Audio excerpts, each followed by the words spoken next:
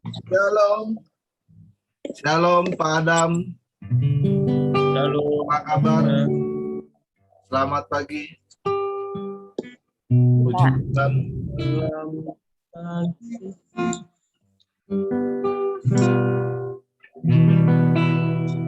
Oke, kita pagi hari ini mau datang menyembah Tuhan terlebih dahulu. Kita mau katakan, ku masuk ruang Maha Kudus. Masuk ruang Maha Kudus dengan darah anak domba. Ku masuk dengan hati tulus menyembah yang maha kuasa. Ku masuk ruang Maha Kudus dengan darah anak domba. Ku masuk dengan hati tulus menyembah yang maha kuasa. Ku menyembah, ku menyembahmu,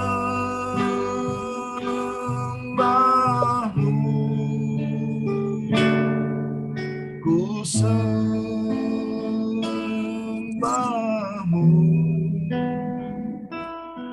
ku menyembahmu,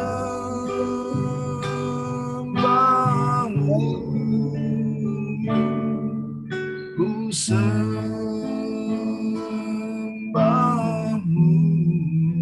sebab namamu kudus, kudus Tuhan, sebab namamu kudus, sebab namamu kudus, kudus Tuhan. Saat pagi hari kami datang padamu ya Bapa. Ku masuk ruang Maha Kudus, anak domba. Ku masuk dengan hati tulus menyembah yang maha kuasa. Ku menyembahmu,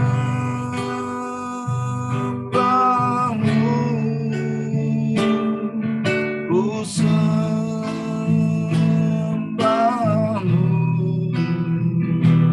ku menyembahmu,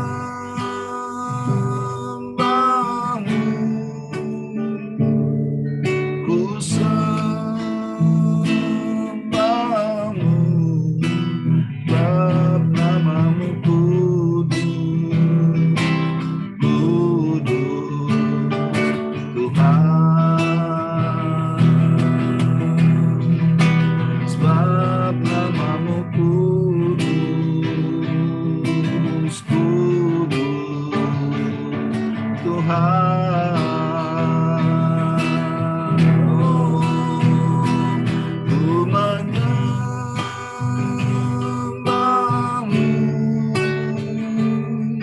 ku sembahmu,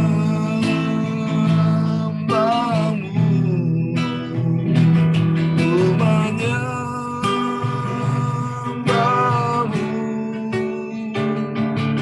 ku sembahmu,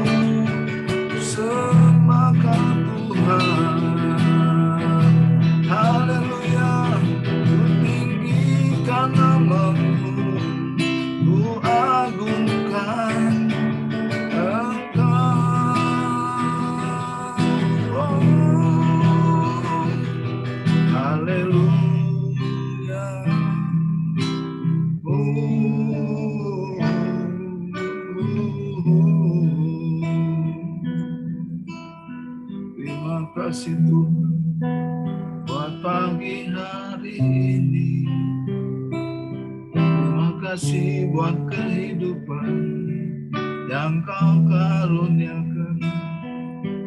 Terima kasih buat bangsa dan negara. Terima kasih buat keluarga.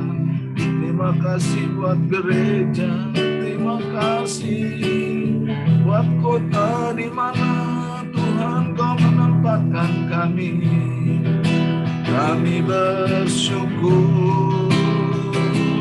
Kami bersyukur. Kami bersyukur.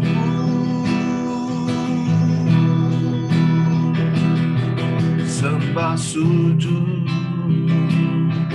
sembah sujud hanya bagimu. Haleluya. Kudus-kuduslah Tuhan. Terima kasih Bapak. Saya kembalikan kepada Bro Adam. Boleh minta Ibu Farida untuk membuka dalam doa. Mari kita bersatu di dalam doa. Selamat pagi saudara-saudara semua.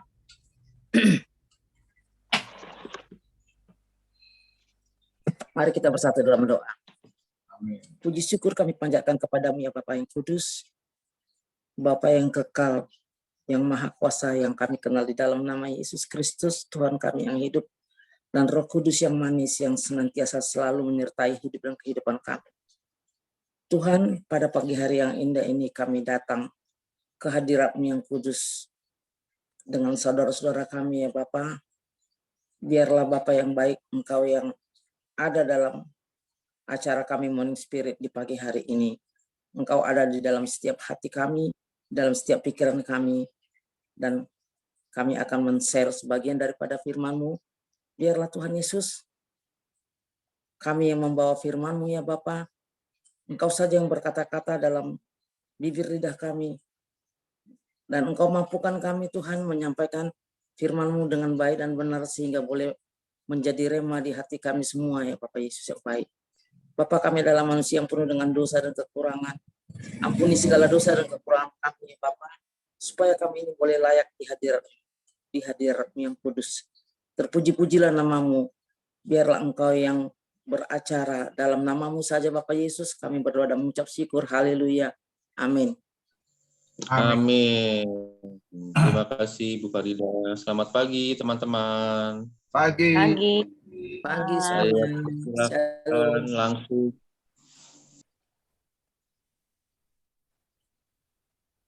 Saya yang bawa firman ya Koyos. Iya, sorry. Iya betul. Tadi saya lagi ingat hari ini siapa ya? Oh iya, Bu Farida. Oke, shalom. Halo. Saudara-saudara semua sekalian, selamat pagi. Selamat pagi. Ya, saya mencoba membawa renungan hari ini di 2 Korintus 12 ayat 9. Judulnya kira-kira begini, kehidupan daging yang dipimpin oleh Roh Kudus. Saya ambil dari firman ini dari 2 Korintus 12 ayat 9. Di sini saya bacakan ya. Tetapi jawab Tuhan kepadaku, cukuplah kasih karuniaku bagimu, sebab justru dalam kelemahanlah kuasaku menjadi sempurna. Sebab itu terlebih suka aku bermegah atas kelemahanku, supaya kuasa Kristus turun. Di ayat 10 yang terakhir, saya ambil dari yang terakhir, dari ayat 10, sebab jika aku lemah, maka aku kuat. Nah, saudara-saudara semuanya, di sini saya kembali lagi mau bersaksi tentang kehidupan saya dulu ya. Kehidupan saya, suatu masih ada suami saya, dari mulai saya menikah sampai anak-anak sekolah, semuanya boleh dikatakan kehidupan saya itu baik-baik saja.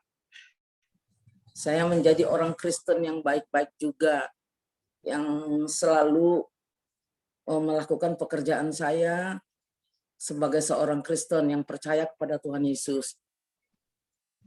Dan saya juga mengajar anak-anak saya dan diri saya serta suami saya, kami rajin beribadah. Kami mengutamakan Tuhan dalam rumah tangga kami. Sepertinya nggak ada apa-apa, nggak ada masalah. Dan kami bisa menyekolahkan anak kami sampai ke perguruan tinggi, sampai hari ini yang terakhir yang belum selesai, belum tuntas kuliahnya ya. Yang pertama dan kedua sudah bekerja, aman-aman saja deh gitu. Jadi dalam kehidupan saya itu, saya memang dengan suami selalu menjadi tim yang sangat solid gitu loh. Jadi saya tunduk sama dia, dia pun mengerti saya gitu ya. Sampai pada suatu hari kelak tahun 2020 tanggal 12 Januari dia dipanggil Tuhan. Setelah dia dipanggil Tuhan, runtuh rasanya hidup saya. Nggak ada lagi pegangan saya. Rasanya saya sudah jauh dari Tuhan. Saya nggak ingat lagi dengan Tuhan Yesus. Yang ada saya hanya menangis setiap hari. Tetapi itu kan membuat diri saya sangat sakit sekali, kehilangan semuanya gitu ya.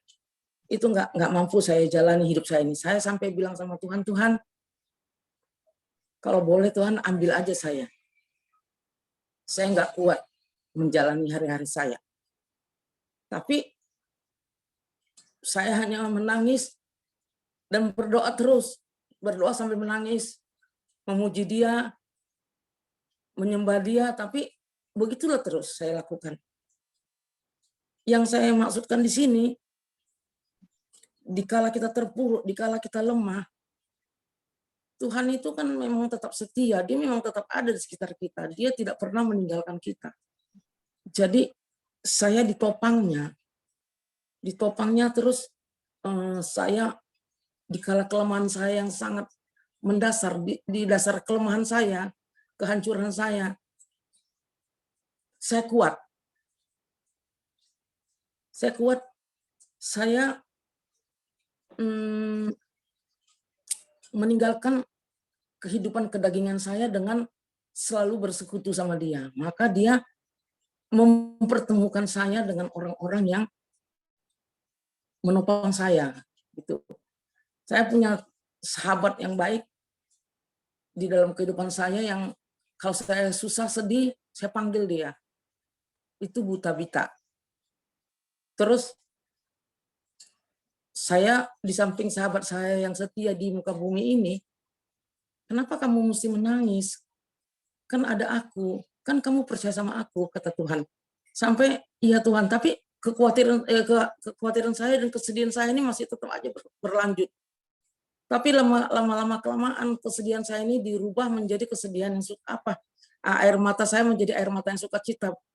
Saya tetap merasa di dalam kehidupan saya kalau saya nggak memuji, menyembah, membaca firman, saya rasanya nggak suka gitu. Saya hanya suka saya itu aja. Tetapi sebagai manusia daging, saya kan juga harus bekerja, harus melihat anak-anak saya, nggak bisa saya terpuruk aja seperti kayak gitu kan. Nah, di samping pelan-pelan Tuhan itu menuntun kehidupan saya, sampai saya akhirnya dipertemukan Tuhan di sekolah yang diajarkan Pak Wid, sekolah Six itu ya, sekolah Injil Kerajaan Surga. Saya makin diteguhkan di situ. Jadi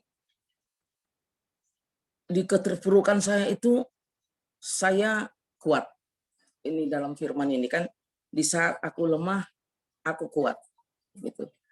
Tetapi semua kembali lagi kehidupan daging ini memang kan harus dipimpin oleh Roh Kudus. Jadi semua kita manusia pasti mengalami saat-saat yang lemah gitu ya, dari segi apa saja ya, dari segi pekerjaan ataupun dari segi anak-anak, yang pokoknya banyaklah masalah dalam kehidupan kita yang membuat kita di dasar yang terendah gitu, terlemah. Tetapi kita harus percaya sebagai seorang Kristen yang sejati, ini maka saya sampaikan kehidupan daging dipimpin oleh roh ini, kita tidak bisa lagi hidup dengan pikiran kita, dengan hati kita. Tetapi kita manusia Kristen yang sejati harus belajar hidup selalu dipimpin oleh Roh Kudus. Ya kan? Jadi Roh Kudus yang mengendalikan hati dan pikiran kita.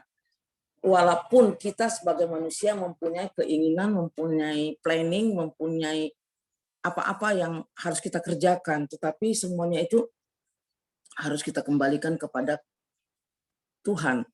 Misalnya contohnya saya mau berusaha membuat ini, mau menjualnya, saya tanya, Tuhan, apakah ini layak saya lakukan? Jadi nanti Tuhan itu pasti memberikan jawaban yang positif. Nah, kita pasti nanti tahu dengan cara-caranya, kita pasti tahu jawabannya apa. Kalau tidak, ya tidak. Kalau iya, ya iya gitu. Jadi yang saya maksud di sini, kita sebagai seorang Kristen yang sejati, hiduplah kita di dalam daging, tetap hidup di dalam daging, jasmani kita hidup. Tetapi harus dipimpin oleh Roh Kudus. Harus selalu. Jadi kesaksian saya ini mungkin bisa menjadi kekuatan bagi Bapak Ibu sekalian di dalam menjalani hari-hari dan kehidupan, supaya selalu terpimpin oleh Roh Kudus. Tapi dengan bagaimana caranya kita selalu terhubung dengan Roh Kudus, yaitu tentu saja dalam kehidupan kita selalu ada relationship dengan Tuhan setiap hari memang kita harus saya nggak bisa bilang juga di sini kan tergantung manusia, kan ada yang bekerja, ada yang ibu rumah tangga, ada yang apa gitu kan, jadi kan tergantung waktunya, tetapi kita harus mempunyai waktu, menyiapkan waktu setiap hari untuk memuji, memuliakan, menyembah, membaca firman-Nya supaya kita dikuatkan setiap hari. Kalau tidak itu, si jelek itu merampas semuanya yang kita sudah tumbuhkan dalam kehidupan kita, yang sudah kita tanamkan dalam kehidupan kita, dia rampas. Karena saya merasakan dan pernah merasakan dia merampas kehidupan saya gitu ya, kedekatan saya dengan Tuhan, dia rampas. Dan kalau dia sudah merampas itu, kita tidak mempunyai damai sejahtera lagi. Tetapi Tuhan itu sangat setia. Bapak Yesus sangat setia menarik kita untuk selalu dekat kepadanya. Jadi segala rencana kita, segala kehidupan kita adalah di tangannya, bukan kita yang seperti saya terkesan dengan pujian ini ya. Ku di tanganmu, ku di hatimu, di pikiranmu, di rencanamu, tak pernah ditinggalkan. Jadi ya memang rencana kita itu ada rencana kita, tetapi bukan rencana kita, itu semua rencana Tuhan. Seperti contohnya kemarin saya mau menikahkan anak saya yang paling besar. Itu pernikahnya segala macam itu kan saya udah bingung. Kalau orang Batak ini kan banyak sekali perintil-perintil yang harus dikerjakan, ini itu adatnya begini-begini. Kalau saya nggak ngikutin, nanti saya tidak dimasukin ke dalam komunitas mereka. Tapi saya juga itu nggak takut gitu ya. Cuman saya bisa ngikutin. Bagaimana saya bisa mengikutinya itu? Sementara saya hanya seorang janda, nggak ada yang bantu, suami saya nggak ada. Tapi kembali lagi, kalau rencana kita itu bukan rencana kita serahkan sama Tuhan, rencana Tuhan, Tuhan sendiri yang bekerja, Tuhan sendiri yang memberikan pertolongan melalui siapa saja, sehingga saya mampu melaksanakannya. Dan saya bersyukur sama Tuhan bukan karena kekuatan saya, tetapi saya bermegah karena saya memang tetap mengandalkan Tuhan dalam kehidupan saya. Sampai sekarang ini juga saya tetap mengandalkan Tuhan. Anak saya yang kecil masih kuliah, masih perlu biaya, tapi saya tidak mempunyai gaji, serupiah pun tidak ada. Suami saya bukan PNS, tetapi saya mengandalkan Tuhan. Saya percaya Tuhan saya yang memiliki segalanya, apapun di muka bumi ini. Itu jadi cuman saya berpikir apa yang harus saya kerjakan Tuhan. Saya bertanya apa yang harus saya lakukan Tuhan begitu. Jadi saya belajar hidup tidak lagi menurut kedagingan, tetapi saya belajar hidup selalu dipimpin oleh Roh Kudus. Kiranya share firman ini bagi teman-temanku semua bisa menguatkan dalam kehidupan kita sehari-hari. Tuhan Yesus memberkati. Amin. Amin. Amin. Terima kasih Bu Farida atas sharing firman-Nya pada pagi hari ini, di mana di dalam kelemahan kita ada kekuatan yang baru yang berasal dari Allah. Mungkin ada teman-teman yang ingin sharing atau menambahkan, saya persilakan.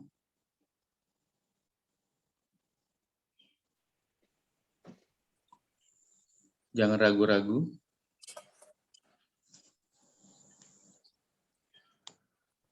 Oh ya, ini satu lagi ya, mau saya tambahkan ayat penutupnya. Di Ibrani 3 ayat 6. Saya bacakan ya. Tetapi Kristus setia sebagai anak yang mengepalai rumahnya. Dan rumahnya ialah kita. Jika kita sampai kepada akhirnya teguh berpegang pada kepercayaan dan pengharapan yang kita megahkan. Amin. Amin. Tetap kita harus taat ya, Bu Farida ya. Walaupun dalam keadaan apapun, kita harus tetap taat. Silakan, teman-teman. Jangan ragu-ragu. Tunjukkan Ini saya isi waktu. Silakan, Pak Adi. Supaya mengalir ya. Jadi apa yang dinyatakan sama Ibu Farida tadi, beliau bilang bahwa orang yang dipimpin oleh Roh Kudus itu supaya kita bisa meniadakan daging kita. Sehingga dalam kelemahan daging kita jadi lemah, roh yang memimpin kita. Saya akan bacakan itu di dalam Roma 8 supaya lebih dikuatkan lagi. Roma 8 ayat yang ke-9 ya.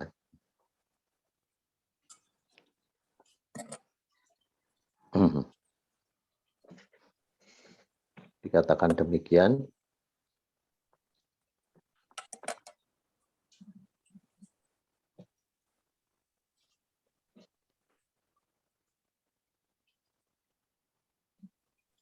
Ayat yang ke-13 kata demikian, Roma 8 ayat 13. Sebab jika kamu hidup menurut daging, kamu akan mati. Tetapi jika oleh roh, kamu mematikan perbuatan-perbuatan tubuhmu, kamu akan hidup. Artinya hidup di sini adalah hidupnya versi Tuhan, yaitu hidup yang mengalami damai sejahtera, sukacita, dan lain sebagainya. Jadi di sini tadi yang dialami Ibu Farida, begitu dia terasa lemah sudah, maka dia mengaktifkan ataupun juga menyerahkan kepada Roh Kudus agar Roh Kudus yang memimpin. Tapi bukan Roh Kudus yang action di sini di dalam ayat yang ke-13 ini.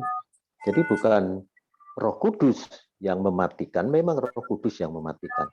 Tetapi yang action adalah kita. Kita yang dipakai Roh Kudus.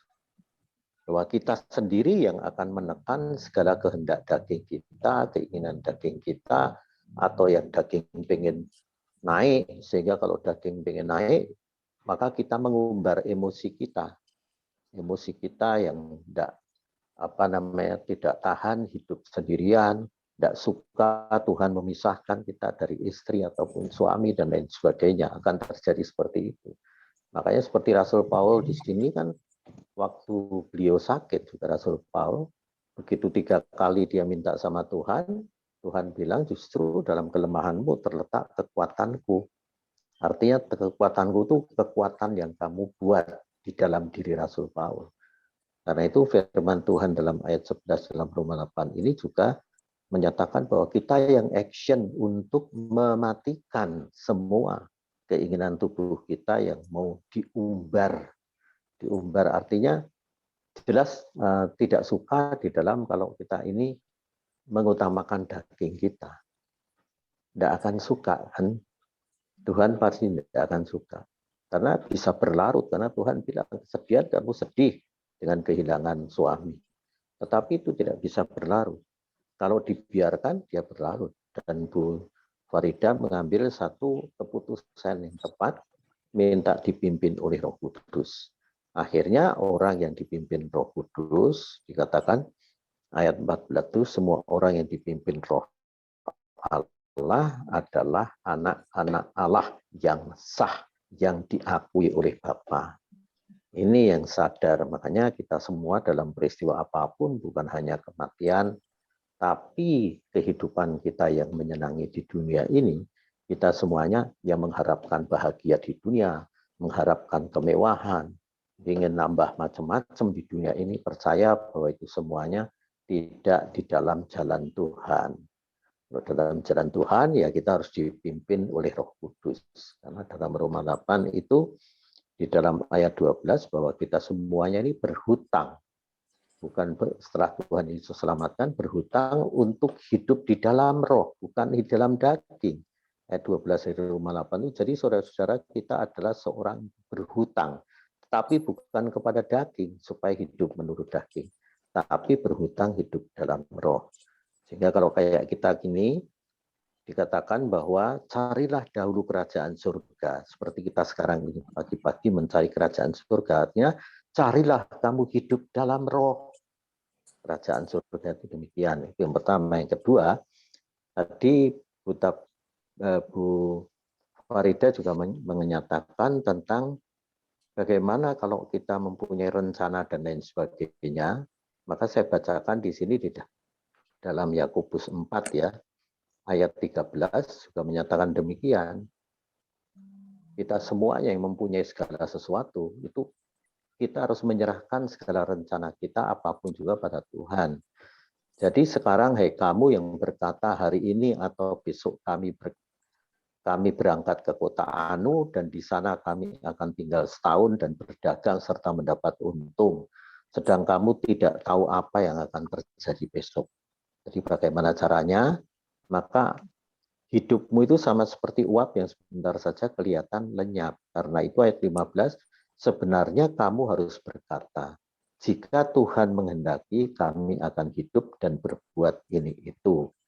Nah ini juga ada firman-Nya, karena itu serahkan segala kehidupan kita ke Tuhan, sehingga bukan rencana kita yang jalan, tapi rencana Allah. Karena rencana manusia ini selalu kan dikatakan dalam Yesaya 55, tidak ada yang sama dengan rencana Tuhan. Tidak ada satupun rencana manusia yang sama dengan rencana Tuhan. Karena itu dalam Yakobus 4 menyatakan, hendaklah kita terus menyerahkan semua rencana kita kepadanya. Ini saja, terima kasih.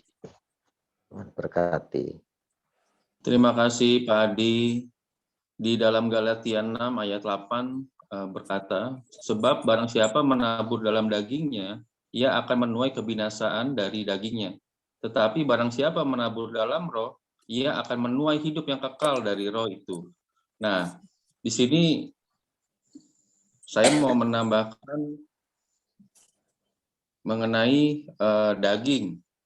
Dalam hal ini menabur dalam dagingnya itu bukannya berarti kita melakukan atau berbuat hal-hal yang untuk daging saja. Tetapi dari cara berpikir kita, dari ucapan kita, itu juga kita menabur gitu. Jadi seringkali orang yang berpikir menabur itu mungkin di dalam suatu pekerjaannya dia salah, melakukan hal-hal yang tidak benar, korupsi atau apapun gitu misalnya. Bukan itu saja sebenarnya menabur dalam daging, tetapi dari sikap gaya hidup kita, cara bicara kita, pikiran kita, itu juga kita menabur dalam daging kalau kita berpikir atau berbicara, berkata-kata yang tidak benar. Nah, di dalam ayat 10-nya berkata, karena itu selama masih ada kesempatan bagi kita, marilah kita berbuat baik kepada semua orang, tetapi terutama kepada kawan-kawan kita seiman. Sama halnya seperti kita di dalam spirit pagi hari ini nih. Kemarin waktu saya bersaksi, ternyata ada salah satu ibu tiba-tiba telepon saya karena dia terpanggil untuk memberikan firman Tuhan dan menguatkan saya. awalnya dia takut, karena takut saya itu merasa marah atau digurui atau nggak suka gitu. Nah, saya bilang sama ibu ini, saya bilang, nggak apa-apa Bu, karena kita di dalam spirit pagi ini kita kan harus saling mengingatkan, bukan kita mengajarkan, karena kita di sini sama-sama belajar. Itu saja. Ada yang mau menambahkan? Silakan. Sebelum saya kembalikan kepada Pak Yosua.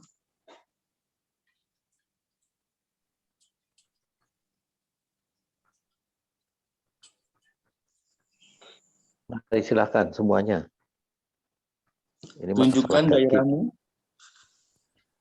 Jangan ragu-ragu. Sedikit saya tambahkan tentang Pak Adam tadi. Kalau firman-Nya dalam Galatia 6 ayat 7 dan 8, pada siapa menabur dalam daging, menuai daging. Nah, juga sama dengan kita pada saat kita ini di Indonesia ada pandemi, ataupun di seluruh dunia ini. Kalau Tuhan itu peringatkan kita, misalnya,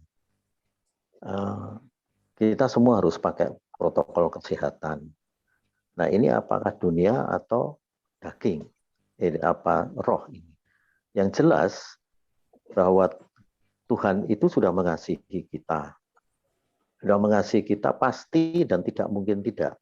Dan itu sudah diberikan sejak Tuhan Yesus bilang sudah genap. Itu pasti Tuhan. Nah, tinggal kita sekarang bisa mengasihi diri kita sendiri nggak? Kalau kita tidak bisa mengasihi diri kita sendiri, berarti kita belum bisa mengasihi orang lain. Karena Tuhan perintahkan kita mengasihi orang lain itu dengan harus mengasihi diri kita sendiri. Seperti diri kita sendiri. Nah, kalau kita sudah diperingatkan melalui prokes, protokol kesehatan, tapi tidak memakai, itu berarti kita juga seperti kata firman Galatia 6 itu. Yaitu kita semua akan penabur. Kalau kamu coba aja, tidak pakai prokes, tidak jaga jarak dan lain sebagainya itu, ya kita bisa kena. Ya Tuhan tidak bisa bilang bahwa loh itu saya sudah bilang sama kamu. Ya kan? Karena Galatia 6 ayat 7-8 ini untuk perbuatan kita di bumi ini ditujukan kepada kita. Ya, kita harus pakai protokol kesehatan. Ya kan? Kita juga harus hati-hati di dalam hidup ini karena sudah diperingatkan Tuhan melalui pemerintah. Nah, ini yang mari kita mengasihi diri kita sendiri. Artinya bukan menjadi egois, mengasihi diri kita sendiri agar kita bisa menjadi teladan bagi orang lain. Terima kasih, Tuhan berkati. Terima kasih Pak Adi. Silakan.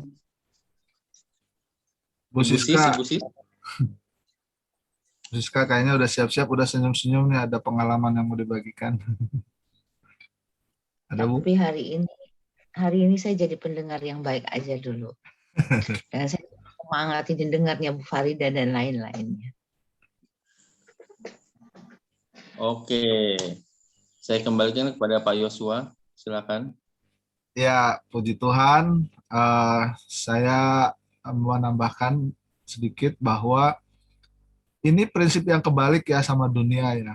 Kalau dunia kan harus kuat ya supaya bisa mengalahkan, supaya bisa menang, harus kuat. Tapi ini kebalikannya, justru malah di dalam kelemahan aku kuat. Ya, nggak ngerti gimana selalu itu satu kebalikan antara prinsip dunia dengan prinsip rohani. Makanya dikatakan bahwa tadi sangat jelas bahwa Paulus dalam ayat 10 mengatakan, aku lebih senang dan rela di dalam kelemahan. Nah ini kan kontradiktif, saudara. Kalau yang orang berpikiran sederhana, ya udah kalau gitu. Makanya ada satu gereja itu senangnya kalau kebaktian itu nangis, gitu, lemah, gitu. Dia merasa bahwa itulah rahasianya. Nah, apakah memang demikian, saudara? Ya kan? Kalau kita mempelajari dari Paulus dalam Filipi 4 ayat 13, nah sebenarnya ini kuncinya. Kuncinya sebetulnya bukan di kelemahannya, bukan di perkara kesusahannya, bukan di perkara kelemahannya. Tapi kuncinya di sini, segala perkara, Filipi 4 ayat 13, dapat kutanggung di dalam Dia yang memberi kekuatan kepadaku. Jadi bukan soal kita lemah atau kita kuat gitu. Kita kuat pun kalau kita di luar Kristus, ya kita tidak bisa menanggung segala perkara. Nah, terus jadi gimana dong?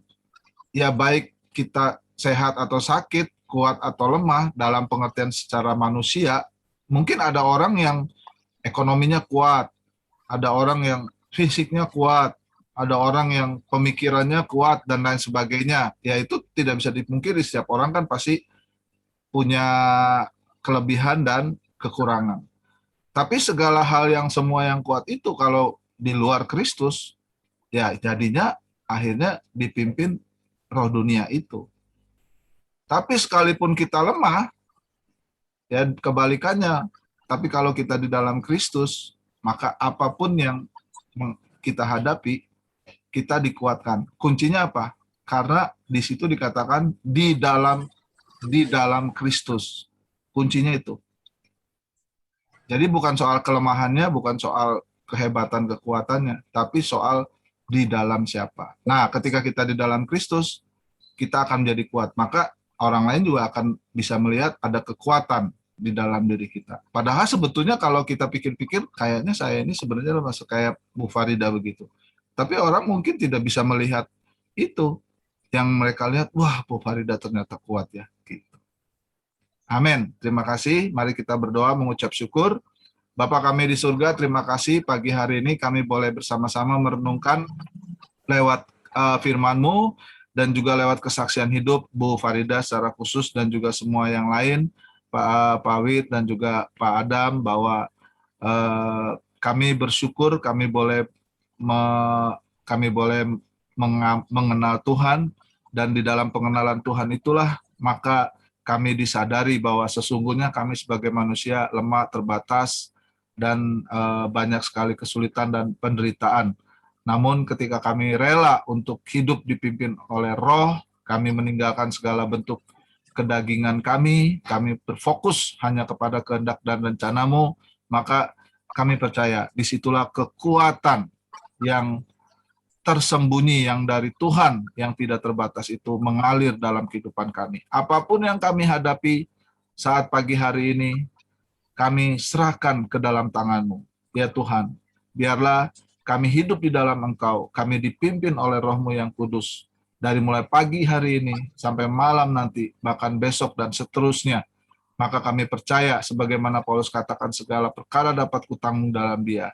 Sebagaimana Paulus katakan bahwa di dalam kelemahan aku kuat, maka kami percaya Tuhan, kekuatan kami bukan terletak pada diri kami, tapi pada rencana dan kehendak-Mu, kepada pimpinan dari Roh Kudus-Mu. Dalam nama Tuhan Yesus, kiranya berkat kasih anugerah dalam Bapa dan Tuhan Yesus dan Roh Kudus turun atas kami, dan semua yang hadir, dan semua teman-teman kami yang tidak hadir.